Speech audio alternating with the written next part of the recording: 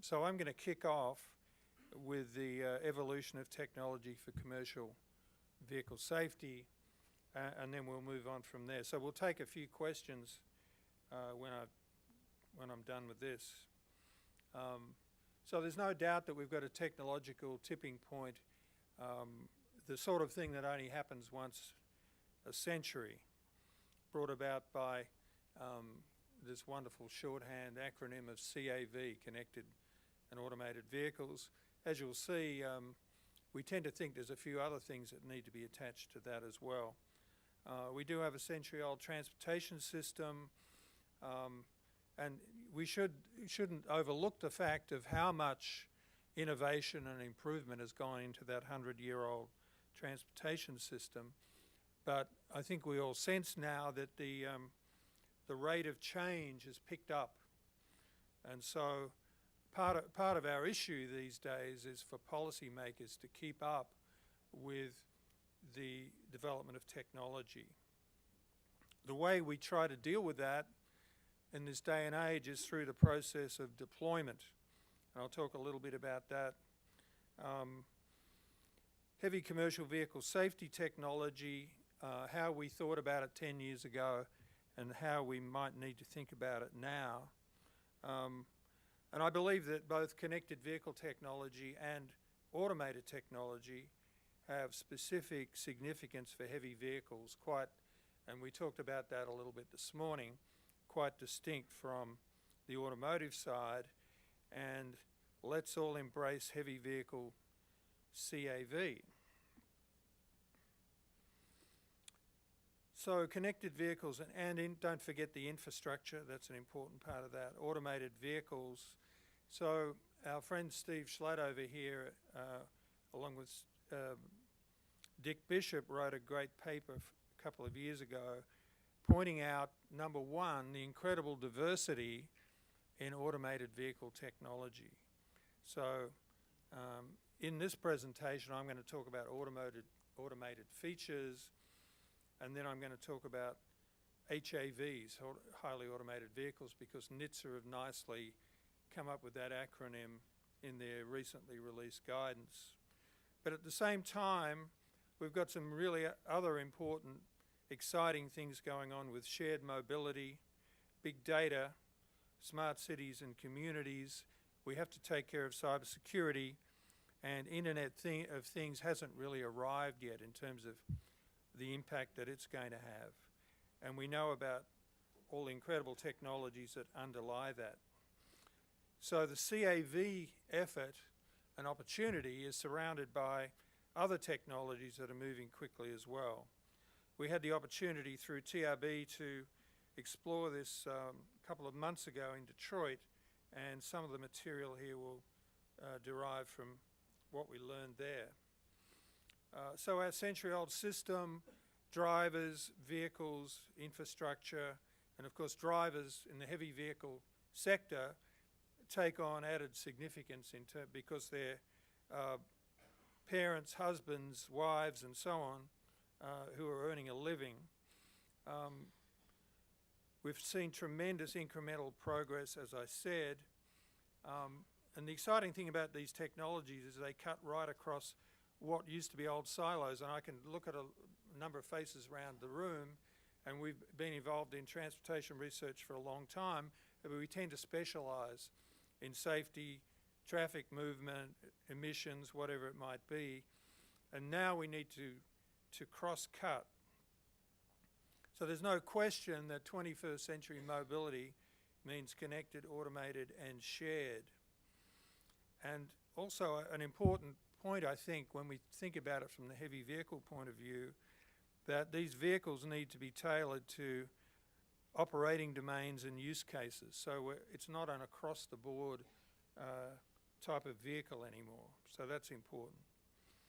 The transformational metrics are important, and I think I don't need to emphasize all of these, but certainly when it comes to automation, there's a lot of public enthusiasm around customer satisfaction. So the automotive industry is working very hard to make sure that that customers are going to be thrilled with automated vehicles. So what's the issue on the commercial vehicle side? And we heard a little bit this morning about how it's a business-to-business issue, and therefore might even move faster, because we're not just dealing directly with consumers. And I suppose if we want to really take it to the highest level, we're concerned with supply chain efficiency in this country. So the conventional R&D model doesn't work that well in the current environment. And the main point I'd like to make is that we need these rapid learning cycles. We can take a page out of the book of the automotive industry in Detroit, who tend to do 3, 4, 5 learning cycles with more and more real users until they get a commercially successful product. In a sense, with the systems we're dealing with, are at least that complex and require that amount of effort, and that's why we need to do these deployments. In addition, it's a public-private activity. We heard a lot this morning about collaboration, relationships, and so on.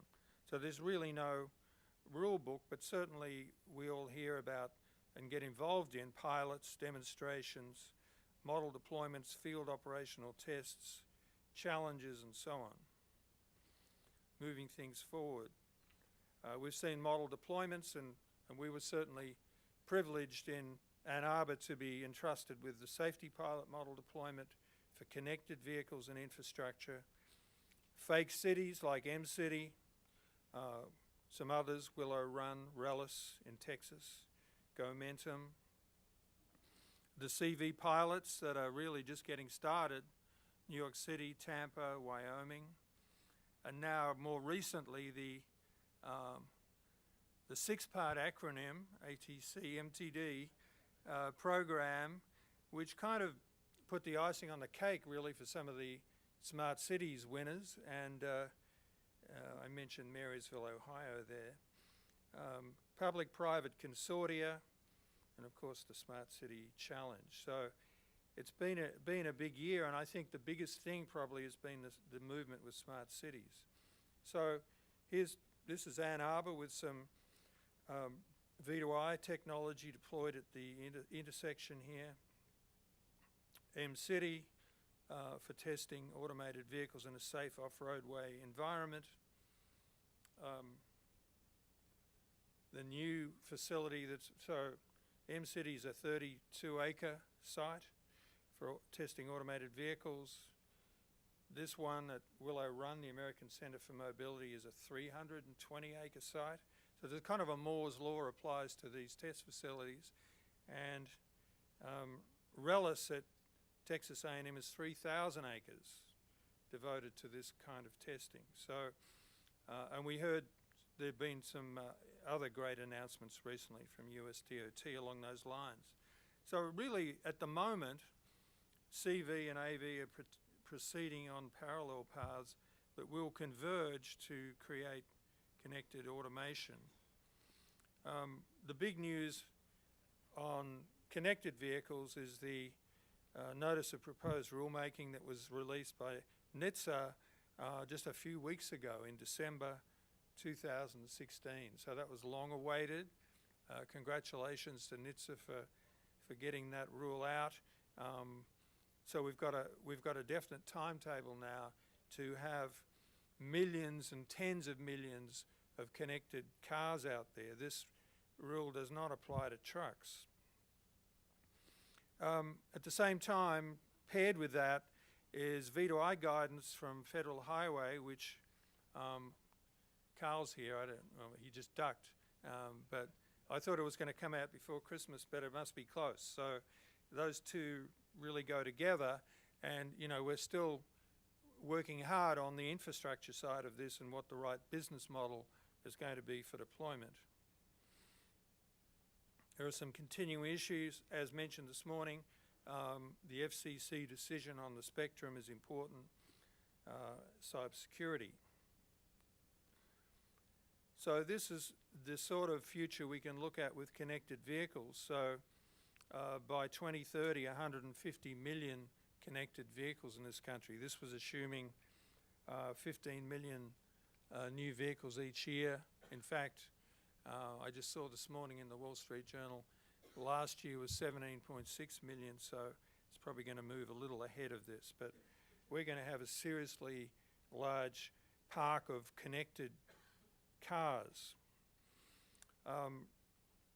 There's a definite relationship between the number of connected vehicles and the number of amount of roadside equipment we're going to need, and that depends on the location. So somewhere like New York City needs more roadside equipment than somewhere like Ann Arbor, Michigan, but we believe we're going to need to get to around 150,000 sets, mainly at intersections, by 2030. On the automated vehicle side, and I've divided this up between the automated features, and bearing in mind what Steve Schladover said, there's a huge diversity in automated technology, but we're lumping a lot of things on the left there as automated features, and that would include something like automated emergency braking, and the new concept from NHTSA there with agreements with OEMs to bring that about. And on the highly automated side, of course, the NHTSA guidance came out a couple of months ago, and that's been discussed a lot today already. But we're seeing a number of other activities there, smart cities deployments, and not only the winning city of Columbus, but other cities are moving forward with CAV deployments as part of their smart cities projects. So there's a large amount of uncertainty surrounding highly automated vehicles in general. Some of that's related to occasional engagement of the human driver. Some experts say this should never happen. Some are more pragmatic, but we've got work to do there. The mix of driverless and driven vehicles on the roadway, which is going to persist for some time, liability, cybersecurity and privacy, etc. So unfortunately at this point we don't really have a national roadmap for HAV deployment, and the fact that there are so many unanswered questions is to some extent inhibiting the sort of collaboration that we're going to need to bring this about. We see shared mobility as a huge catalyst for moving highly automated vehicles forward in large numbers for deployment. But the interesting thing about shared mobility is we probably know less about shared mobility than we do about highly automated vehicles. We know little about the economic impacts, and we know little about, there's been little study done of the benefits. So the benefits are unquestionable, but we can't really quantify it. So if we bring those two things together, we're truly going to have a disruption, and we're going to have to track what's going on. So we see a convergence between CV and AV to a significant level by 2025, when we're going to be ready for automated taxi services and so on. So how should we think about heavy commercial vehicle safety technology in its own right? Because a number of the remarks I've made, you can't help but bounce off what's happening in the automotive side. So what about heavy vehicles in their own right? So if we go back to ACAS, we've had some success there on the heavy vehicle side. There's been some rulemaking, and of course a lot of movement with fleet safety programs that deploy this sort of technology. So we start to see the organised nature of the trucking industry starts to have benefits in terms of getting these safety technologies deployed. If we move to CV, you can see we've got rulemaking on the light vehicle side, as I mentioned. Also, a lot of traffic control and aftermarket products are available right now, and personal devices can well play into that. on the heavy vehicle side, it's the same platform, same infrastructure, and we already have heavy vehicle specific applications. We've also seen examples of the communication with the vehicle and with the driver not being only restricted to that, but also involving the fleet and the fleet management. So there's some additional dimensions there. Potential for signal priority, largely untapped potential in many places. Platooning is leading the charge. And, you know, if we think about platooning, it's essentially a convergence of the CV and AV technologies. So on the light vehicle side, CV is definitely a safety focus. On the heavy vehicle side, it could well be a freight efficiency of traffic movement focus. It's one of Steve's slides on truck platooning. On the AV side, interesting new approach by NHTSA, and NHTSA are very innovative, and I think have recognised that when dealing with regulating automated vehicles, especially highly automated vehicles, then new approaches are needed. The agreement with the OEMs on automated emergency braking was new and very different, so that's good to see. Their automated vehicles policy that came out very recently, but generally speaking, as I said, there are a number of unanswered questions that need to be figured out. So the good news is that the NHTSA policy does indeed apply to heavy vehicles. So instead of putting the heavy vehicle aside, it's now moving forward with the light vehicles.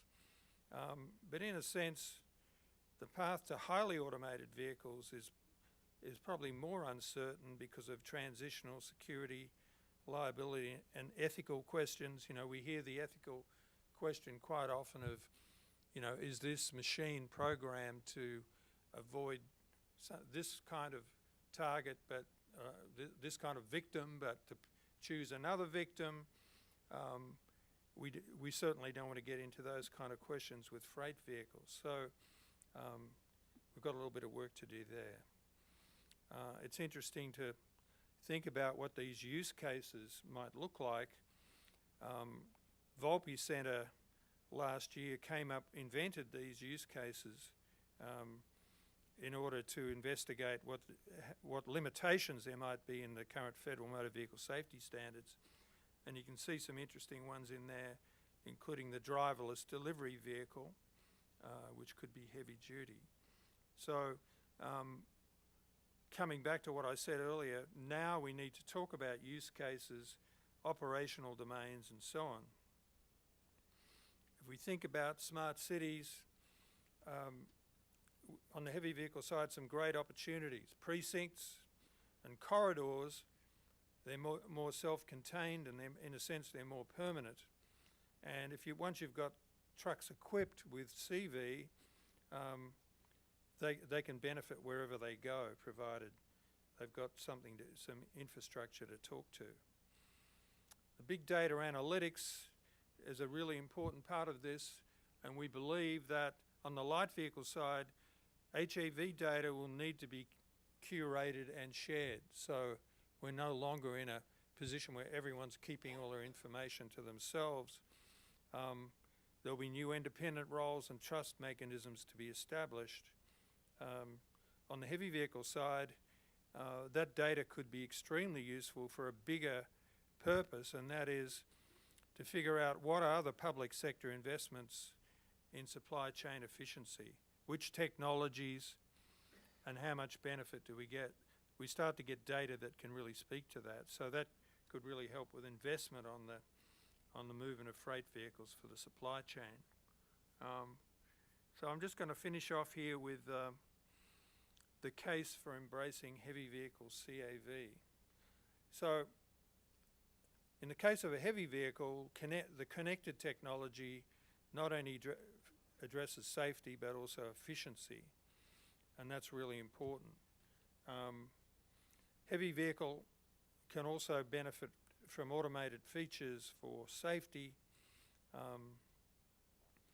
Bringing those CV and AV aspects together is really important, and that's already happening in the form of platooning. So platooning is a real leading example of what can be done. That kind of CAV has universal application wherever you've got precincts and corridors that can talk to the vehicles. Precincts and corridors are easy to replicate, or easier, and the data